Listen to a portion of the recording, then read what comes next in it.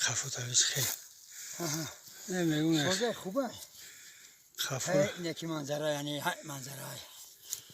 خیلی یه جوره آفریده پروردگاره ببین که کبوتی را بین تازگی باد هوا را بین این طبیعت را ببین این زیبایی را ببین این را بینه گندش که جو خونده است بلبل و شخ شخ ده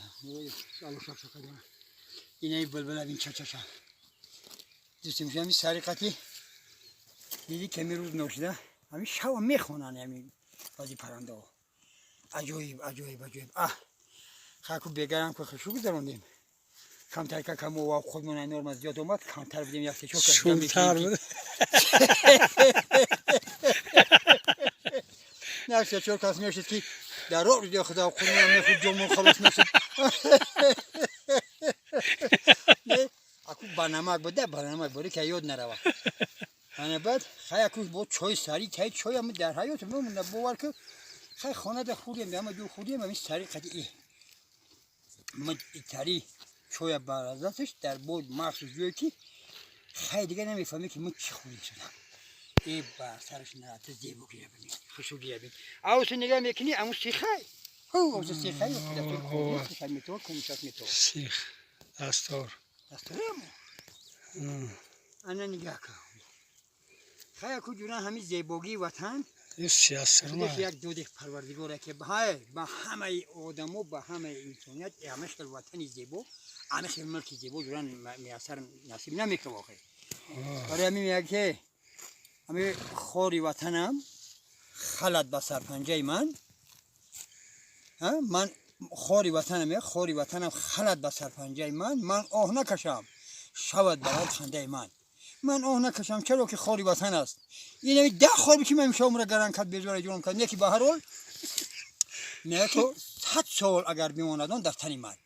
اكو خزيلو لا يخور وثاني او اكو بيقول ها ما يشد بيخور باشه میشوه نمیشوه همو گلا دوست میداری ای خوری او باید تو پس که نگریزی خوری همو رو هم احترام باید کنی برای می یک وطنی نازنین زیبای خشوره این بود هوا تو داریم که این بهشت امی بهشت امی نقد بهشت نقد برای می کی این همینجا چشمای نوشی رحمه مالی این همی بر چشمای نوشی رحمه این همین رو پرمون او پر این پس این همین هم قفای نمو ارچه این همی ارچه پیشمون است این هم پیش ورده اوه نه وای جو این همی برگی نه کمال زرده دیدی راده پایان نمیده چشمه نوشی رحمت یا نوشی رحمه نوشی رحمش میگن که رحمت های رحمه که مو رحمش گفتن همه رحمت همه جا اومه او نمه او همه اوست همه خلیده بسیار خیلی کجوره میگه که وطن ای گوشه بهشت است با لفظ عربی میگن که حب الوطن من الایمان حب الوطن من الایمان یعنی که وطن از گوشه ایمان است هر کسی که وطن دوست نمیداره که باور که او بهشت دوست نمیداره او ایمان نداره ایمان چیست ایمان اعتقاد یگانه به پروردگار کریم نیست هر کسی که وطن دوست نمیداره او ایمان نداره او اعتقاد نداره او ای خدا داره ای برای همین یکی یک گوشه بهشت است اما عمر خیام میگه که گویند مرا بهشت با حور خوش است